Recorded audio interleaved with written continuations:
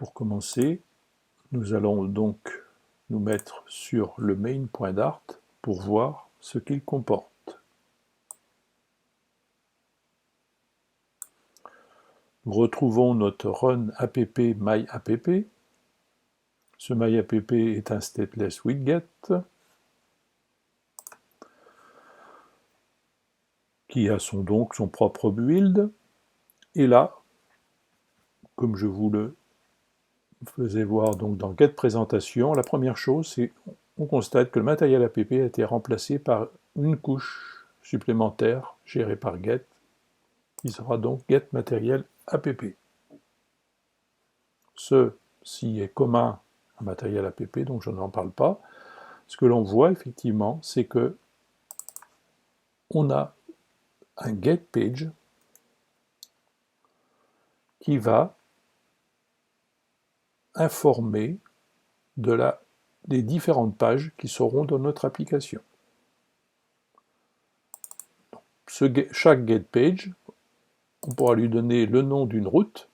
Donc la première page, ça pourrait être le nom de la route, ça pourrait être home. Et dans page, nous mettrons la classe définissant la page. Et là, c'est là qu'intervient le binding. Sur cette page-là, nous pourrons avoir une classe userBinding qui nous sera propre. Ce userBinding gérera donc des dépendances. Nous avons donc une méthode dependencies dans laquelle nous ferons un input pour chaque classe devant être instanciée. Ici, nous verrons user provider, user control et data user controller.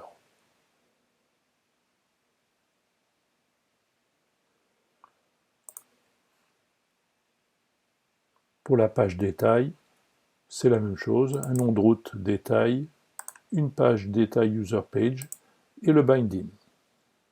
De mémoire, je crois que je n'en ai pas mis, ce n'est pas très grave. La route initiale est en home. Voilà pour la page main, pour le main.dart, pour la fonction main, voilà. Maintenant, pour gérer notre application et respecter une certaine architecture, une certaine pattern, dans le lib, nous avons créé plusieurs dossiers. Binding, on vient d'en parler. On aura aussi un dossier contrôleur, un dossier modèle, un dossier view et enfin un dossier service. Les vues auront évidemment accès aux contrôleurs. Les contrôleurs auront accès à ce que j'ai appelé le user provider, qui est la gestion de la base de données, et le user provider, et enfin on aura un modèle de données pour définir ici notre utilisateur. On pourrait commencer par user provider, qui est donc l'accès et la gestion de notre base de données.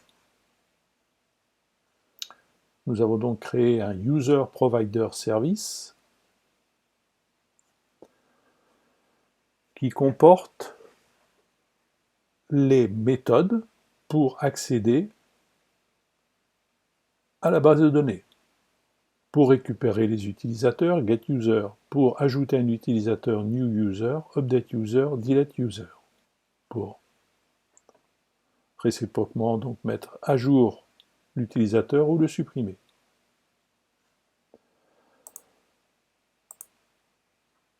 Le initDB, qui a priori donc sera exécuté à l'initialisation de notre classe. Qu'est-ce qu'il fait? Il récupère un répertoire par la méthode getApplicationDocumentDirectory. Il récupère donc votre répertoire document de votre application. Par le join, on va constituer le pass, un autre base de données, qui se trouvera donc être dans le directement document dir pass et le nom de la base de données userdb. Nous ferons une opération d'open database à l'aide de ce pass. Et surtout, la première fois, nous devrons, lorsque nous allons créer notre base de données, c'est-à-dire qu'elle n'existe pas, et uniquement la première fois, donc sur le onCreate de notre base de données, de notre DB, nous ferons une instruction SQL des plus classiques, puisqu'il s'agit d'un create table user, ça s'appellera donc user, qui aura un champ ID en auto-incrément, qui sera la clé primaire. Nous aurons un username texte, un password texte, l'actif qui sera un entier à défaut à 1, et une cagnotte qui sera du real. Donc là, on retrouve l'instruction SQL classique. Voilà pour initDB. Maintenant, getUser. Pour accéder aux utilisateurs de notre base, nous prendrons dans DB le contenu de database.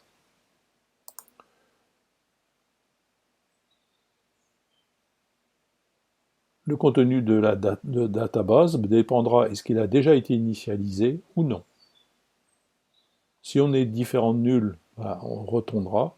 S'il n'a pas été initialisé, à ce moment-là, on fera l'initDB.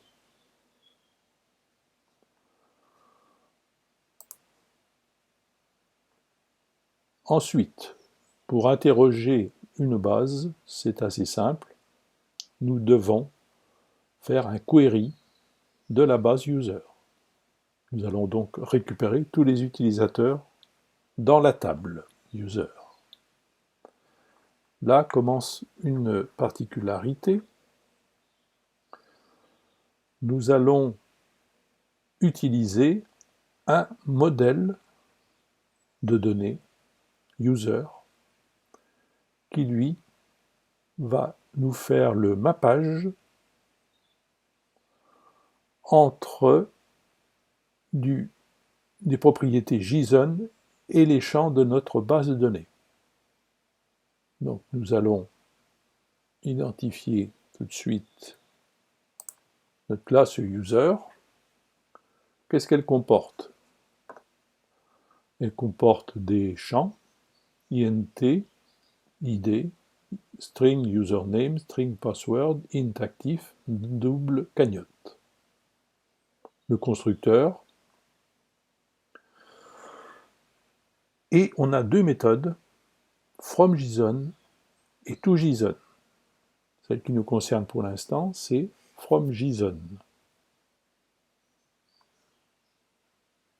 J'ai un doute, c'est bien fromJSON.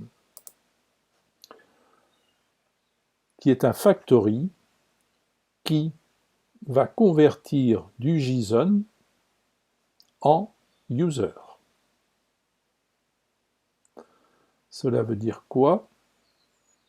Que on a un mappage d'une chaîne en dynamique, c'est-à-dire dynamique, c'est parce que les champs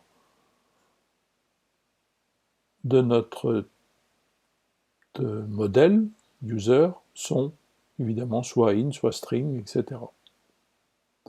Le principe est le suivant, c'est quand j'aurai un JSON ID, un élément JSON qui s'appellerait ID, je le mets dans le champ, la propriété ID de ma classe, de mon type. Je fais la même chose pour username, password, actif et cagnotte. Là, j'ai fait le mappage et j'ai dit comment, dans ma classe user, j'allais recevoir les types à partir de JSON. On verra qu'il y a l'opération inverse, toJSON, qui lui fait strictement l'inverse.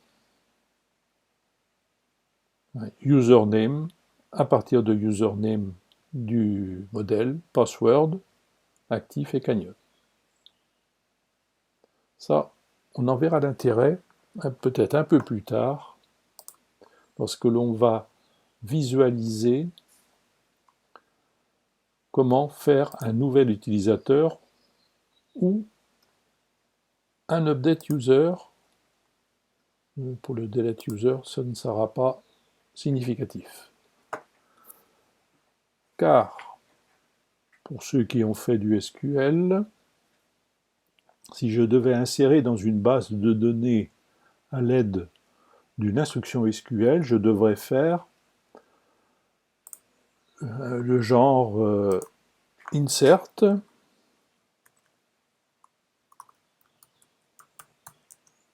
into user, définir les champs,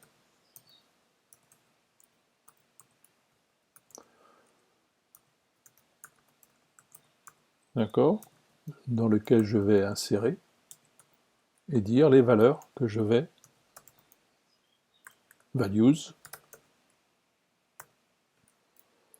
et donner les valeurs correspondantes.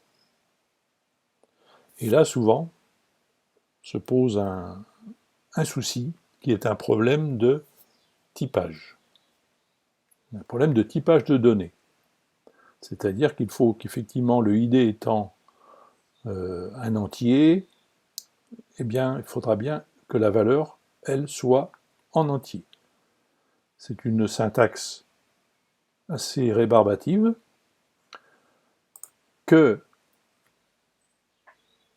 nous allons résoudre beaucoup plus facilement grâce justement à la méthode toJSON de notre classe user. Il nous suffira de dire db insert dans la table user toJSON. Et le toJSON, on a vu, faisait quoi?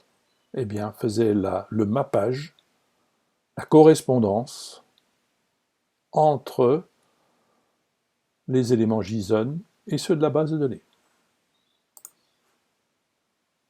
C'est donc une grosse simplification que d'utiliser du JSON pour maintenir une base de données de type SQLite ou autre chose d'ailleurs.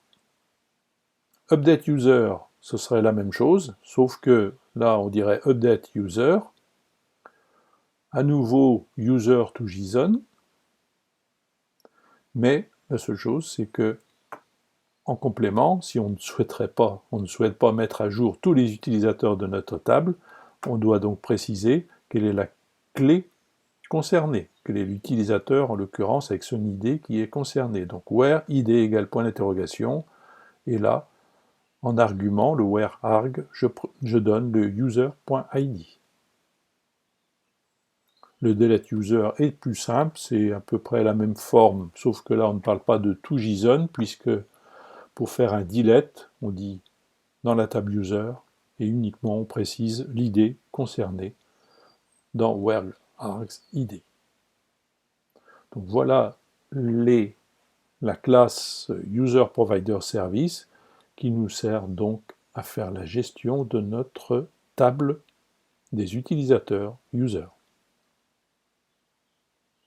Donc ça c'est une des couches que là j'ai baptisé service, ou plus précisément user provider service.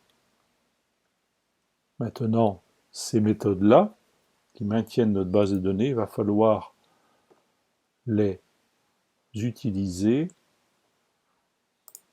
dans des contrôleurs.